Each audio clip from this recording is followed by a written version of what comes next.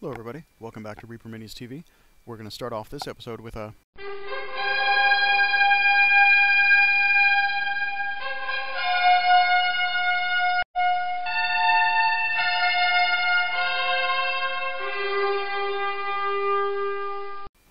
Alright, yes, the Razig army is done. You'll see it in its complete state before this video is over, but before we start talking about the water effects and how we got to that completed state, I need to stress something, and that is, this is not a demonstration, these are not instructions. I am not trying to tell you how to do it or use the water effects that I'm about to use. Do not take what I'm doing as the safe way or the right way to do it. If you need adult supervision, please get adult supervision. If you're an adult who needs adult supervision, like I might, then go ahead and get somebody to watch over what you do. Okay, to get things started, we have the Razig guys who are going to be in water, and you can see on some of them I've already got the black lining of paint around the perimeter of their base, and the rest of them will have that by the time we get to pouring the water effects into them. Here are the water, I guess, effects or the modeling stuff I'm going to be using. It's called Easy Water, and instructions look pretty easy. 3 steps: heat it up, pour it, and you should be good. We'll see how easy it is. And then here's my setup. I've got some paper plates, I've got the Easy Water, I've got some blue food colorings. I'm going to dye it a little bit. Toothpicks for stirring. I'm going to heat it up in this baby food jar. I've got a oven mitt for when it gets hot, and I'm going to break it open and see what the instructions say. Alright, let me talk to you for a second about the baby jar, because that might seem kind of strange. You're supposed to use a disposable, like tinfoil vessel to heat up the Easy Water in, sort of like maybe a chicken pot pie tin or something like that. I didn't have one. Didn't want to use a pie tin, and I was going to use a Pyrex bowl, but I figured I'd probably get smashed in the face for doing that. So I found a baby food jar, and I'm just hoping that everything goes good to put the little pellets of the Easy Water in here and heat it up. We'll see how it goes in just a second, but again, I am not advising you to use a baby food jar. Follow the directions. Alright, so here we are ready to do a test run first, and I've read the rest of the instructions and it pretty much says the same thing as before, just melt the stuff and pour it. So I'm going to put a little bit in here, turn the stove on, let it heat up, and try it out. And here's a better look at the little pellets. They're just tiny little pellets, almost like Nerds, the candy Nerds. Don't eat this stuff. And you can see that it's melting in my baby food jar here. And now that it's hot and completely melted, I'm going to pour some out on the plate. This is going to be the clear test, just to see kind of how it works. And then I'm going to add some blue dye to it. Now, one thing that I found out that you're going to say duh to, and I would right now too, is don't stir this with something plastic. I used a plastic straw just because I couldn't find anything to stir it with.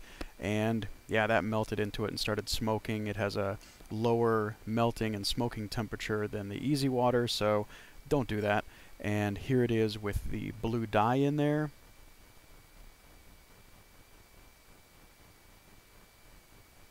And it pours out pretty easy. It's got a nice thin consistency to start off with. It does start setting up fairly quickly.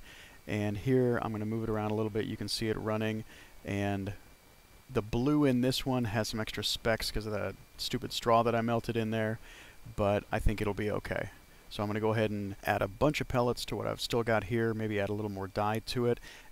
And just let it all melt down. Get ready to pour and get some water effects on these figures.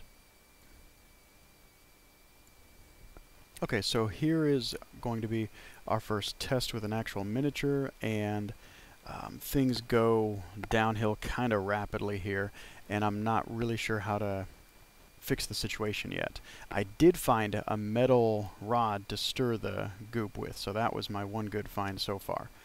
So I'm using the Razig guy who's just the head and the rifle sticking out for this first attempt, and I tried pouring the Easy Water out of the jar onto the base of the figure, and it came out in a big glop, and I figured I could try to work with it and maybe smooth it out or get it to go into the crevices in it. I may not have had the Easy Water at a hot enough temperature to really kind of spread out on its own.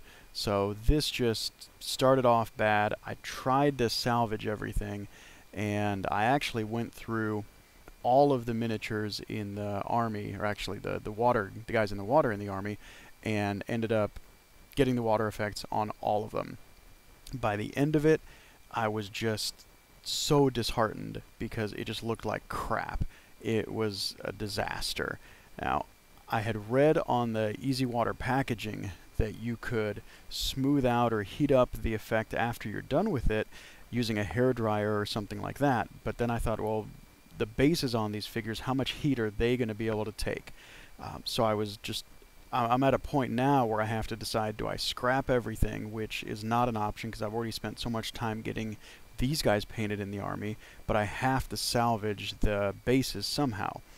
The water effects are pretty brittle, or at least maybe this time they were because I didn't have it at the right temperature. So they cracked off. I was able to crack it off like you would with peanut brittle or something like that, and that's what I ended up doing with all of them. I think it's 15 guys with water effects on them. Took it off of all of them, got them stripped bare again down to just the regular figure before Easy Water, and we're going to start again.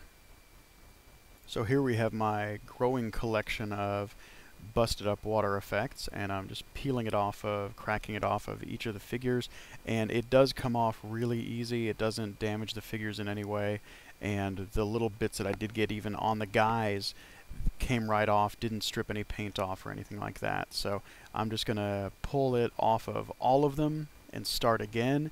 This time I'm going to make sure it's a little higher temperature, and I'm going to drizzle it on in a thin stream using my metal stirring rod rather than trying to pour it on and just getting it everywhere. Okay, so here's hoping that second time's a charm, and what I did is I let it stream down in really thin streams onto the miniature itself, and I was able to move it around a little bit to get it into some crevices.